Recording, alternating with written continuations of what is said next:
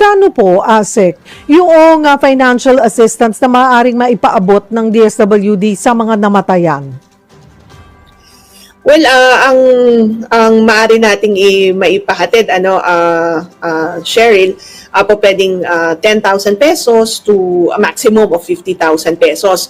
Yung kasi mga casualties during disasters or calamity, nakakapagpahatid tayo ng 10,000 pesos dyan. Again, subject to the recommendation of the disaster group and the assessment also of the social worker.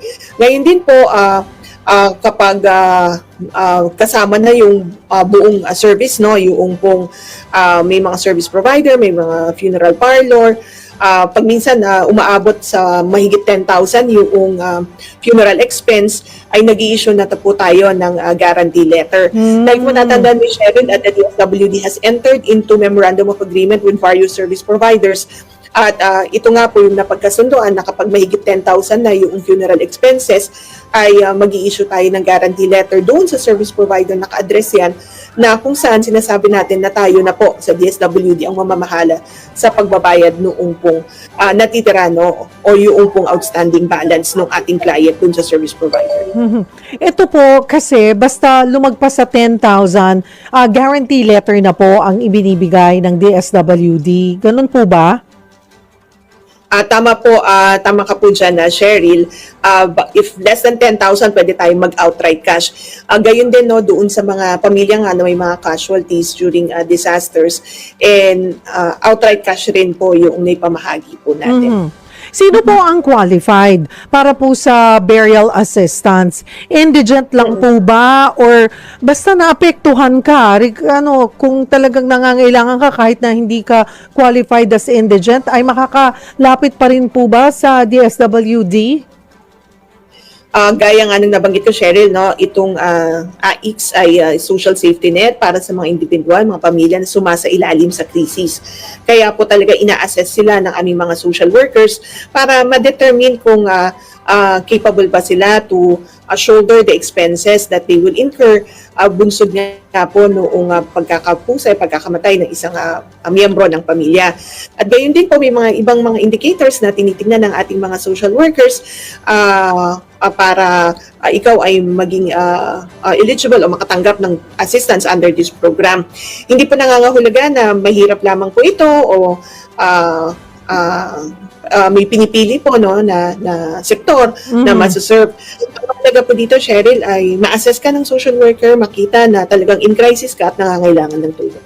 At ano po ang requirements? Again, mga kapatid, iklaro po natin kasi napunta po, pinag-uusapan namin ni ASEC Dumlao ay yung mga namatayan nito pong nitong nagdaang bagyong Christine. Hindi lamang po ito pinapag-usapan na natin in general yung burial and funeral assistance na naibibigay regardless kung dahil po yan sa bagyong Christine o sa ibang kadahilanan.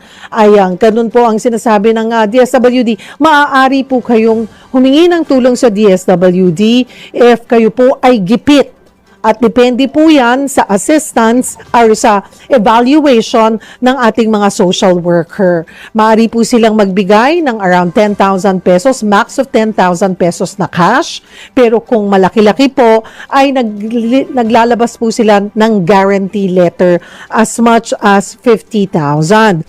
Ano po ang mga requirements, ASEC? Ano yung mga requirements o documents na dapat po ihanda kung lalapit po sila sa DSWD for burial and funeral assistance po? Yes, tama ka dyan sa nabanggit mo, Cheryl. Yun nga yung mga kinakailangan. At importante talaga nating i-stress yung assessment ng social worker. Now, para po matulungan din at ma-facilitate yung isinasagawa na assessment, kinakailangan kumpleto rin po yung mga documents na dala noong client na pupunta sa DSWD. Siyempre, may death certificate. Okay? Dapat inisyo yan ng ospital or ng city or municipal health office. At kung wala naman po yan, may naman po yung certification from the hospital or from the doctor or the authorized medical practitioner or a tribal chieftain para naman sa mga kapatid natin na mga indigenous peoples. Aside from the death certificate or certificate of death, certification from the hospital, maaari rin po silang magsumite ng funeral contract statement of account with the service provider. Gayon din po, kapag merong balanse, no, halimbawa nailibing na, maaari rin naman po isumite yung promissory note doon sa service provider. So, yan po yung mga tinitingnan natin na kinakailangan po maisumite sa ating pong mga social workers. So talagang death certificate lang ang pinakamahalaga. Asek. That's correct, Cheryl, no? That's one of the important documents na dapat may sumite, yung death certificate or certification mula doon sa ospital o doon sa doktor. And siyempre, gaya nga ng nabanggit ko, kapag sila kasi ay kumuha ng funeral parlor, siyempre meron dapat silang statement of account or funeral contract with that service provider. Okay. Kanina po nasabi nyo na kung nailibing na, so pwede pa palang lumapit kung may naiiwan pang utang. Gaano po katagal? Okay, nailibing na may naiiwan na utang or meron po ba yung parang nailibing na, nabayaran na, ay pwede naman palang lumapit sa DSWD ng utang pa ako. Pwede po bang gano'n ang maging rason at ma-reimburse part of kung ano ang kayang ibigay po ng DSWD? Yes, depende yan, Cheryl, kasi baka may isipin nila kahit matagal na pwede lumapit, Depende kasi doon sa circumstances kung bakit kinakailangan ng ilibing, no? O bakit ilibing na rin yung kanila pong kaanak. Kung kaya nga po may mga kasi may mga customary practices na kailangan mabilis, So pwedeng nag-tap na sila o kumuha na sila ng service provider at naisagawa na. Unfortunately though, when they have to settle na the amount that they need to pay, kulang po yung kanila pong mga resources.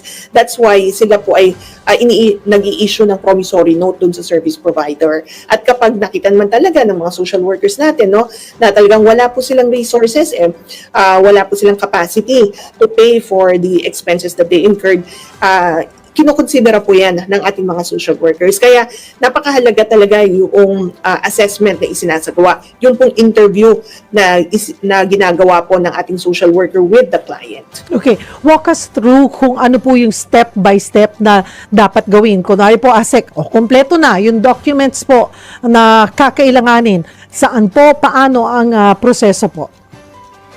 Okay.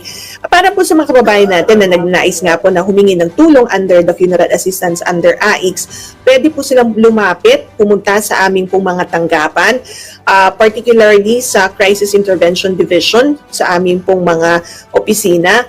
Pwede rin po silang magtungo sa mga satellite offices ng DSWD.